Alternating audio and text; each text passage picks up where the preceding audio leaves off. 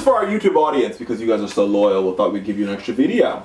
So last month, President Trump promised that his $1.5 trillion tax plan would power charge our economy and help the middle and working class.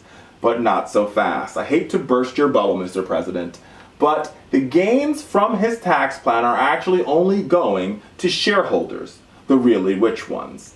Let's not be fooled by the $1,000 bonuses being given out by corporations trying to make Trump's good guys list. If these corporations were serious about benefiting workers, they would have created permanent raises for their workers instead of a $1,000 bonus that will go away next year. But let's face it, Trump isn't serious about helping the middle class, or our tax cuts would have been permanent. But they're not. They expire in a couple of years. Which brings us to the case of Pfizer Pharmaceuticals. The big drug company seems intent on being a pace setter and cranking out the benefits of the tax cuts to shareholders who need them the least. In an announcement over the weekend, Pfizer said it will be shutting down its research efforts for treatments on Alzheimer's and Parkinson's. The company didn't say how much they spent on the two, but they did say about 300 researchers would lose their jobs as they redirect research and development budgets elsewhere. Now, what's really funny about this is Pfizer did the same thing in 2004 after the Bush tax cuts. Because remember, Bush promised the same thing. If we cut taxes for corporations, they'll create jobs.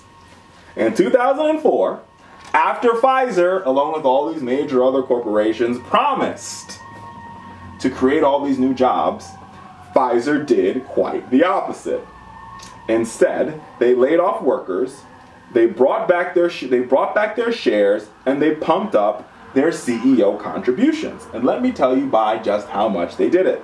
So there was a Senate investigation taken on by Senator Carl Levin, who's no longer a senator. From 2004 to 2007, Levin reported that Pfizer bought back more than $27 billion in stocks and reduced their employment by 11,748 workers. Pfizer. They want to be on Trump's good guys list. So, instead of using all the slush fund of money they're getting from Trump's tax cuts, which, if we look at it right, and we've done some research here at the Fowler Show with some help of some economists, Pfizer is expected to be among the prime beneficiaries of the corporate tax cut. The measure will allow the company to pay a tax rate of as low as 8% on foreign earnings they bring back home, a big discount from the 21% that they're assessed on the domestic earnings. Itself is a big cut from the previous 35%. By estimates, that could be worth about more than $5 billion extra dollars to Pfizer alone, not counting any gains from their lower tax rate. So just the money they're bringing in from their foreign earnings will be an additional $5 billion, right? Now, they've already announced that they're going to do buybacks. They're going to do stock buybacks, they're going to do dividends payments, and they're going to overload executive pay. And at the same time, they're going to shut down research on Parkinson's and Alzheimer's and fire those people. Remember Donald Trump said that if we give corporations tax cuts, that they're going to use these tax cuts to create all these jobs and hire all these people? No, guys, that's not what they're going to do. And Pfizer is the walking example of what corporations are going to do. Because instead of funding Alzheimer's and Parkinson's, they're actually funding things like Botox research because they want to, guess what, make money. And make money means they're going to hire less people. Now, Pfizer's not the only company that's doing this, but they're one of the #1 culprits. And here's what we're going to do at the Fowler Show. We will continue to talk about every corporation that Trump totes as, look at them, they're benefiting from tax and they're creating jobs. Pfizer's just one. The other companies that we could talk about today are Walmart. Walmart announced that they're raising their wages to $11 for all their employees. Bravo to Walmart. They also announced today that Sam's Club, and people don't know this, that Sam's Club is owned by Walmart. Like literally people are like, are they the same company? Yes. Sam's Club is a Walmart company. It's a Walmart brand. And so while they announced today, and Trump and all the Trump fans were like, yay, Walmart raised wages to $11 an hour. Mind you, they're still not hiring people full time. I digress. They're still not giving health care. I digress. Right? While they raised wages to $11 an hour, you know what else they did? They shut down, abruptly, 63 Sam's Club stores, laying off thousands of workers secretly. And not the people like, oh, it was planned. No, it wasn't planned. People showed up to work. We're taping this show on a Thursday. So people showed up to work today. Not too far from here. At the store, just up the street from here is one of the stores that got shut down. And there was a sign on the door that says, we are closed. If you would like to shop at Sam's Club, go to samsclub.com. Workers didn't even know they were shut. They were being shut. They were being laid off. Walmart, another culprit. AT&T, remember them?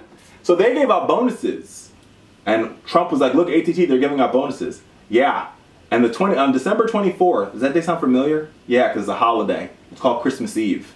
They laid off thousands of workers before they gave out their $1,000 bonuses. Not to mention the fact that those $1,000 bonuses were already negotiated in a collective bargaining agreement far before Trump had actually passed his tax plan. So when Republicans and Donald Trump and Mitch McConnell and Paul Ryan roll out these corporations, talk about how look at all these jobs they're creating, always follow the story and figure out what's really happening at these corporations. Because Pfizer's not a good actor. They've never been a good actor. They've always been a bad actor. Because if Pfizer was a good actor, they wouldn't stop their research on Alzheimer's and Parkinson's. Because they were probably pretty close to a cure. They're probably pretty close to a drug that would make life easier for the 2 to 3 million people that suffer with this disease every year. 1 million people suffer from Parkinson's. 5.5 million people suffer from Alzheimer's. But they shut down the research departments for both of those diseases. They laid off the 300 researchers, and they said they didn't have the money. But they have enough money to give executive bonuses. They have enough money for stock buybacks. And they have enough money for dividends payments. Now, I know the argument conservatives are going to make, well, regular Americans benefit from the stock market. That argument's also cute. That argument's also convenient. But that argument also doesn't make any sense. 18% of Americans benefit directly from the stock market on a daily basis. 18% of Americans. 48% of Americans benefit from the stock market via their 401k or retirement plan. I'm one of those 48% of Americans that benefit from the stock market via a 401k or a 403b of some sort of retirement plan. But here are the facts. I turned 31 this week.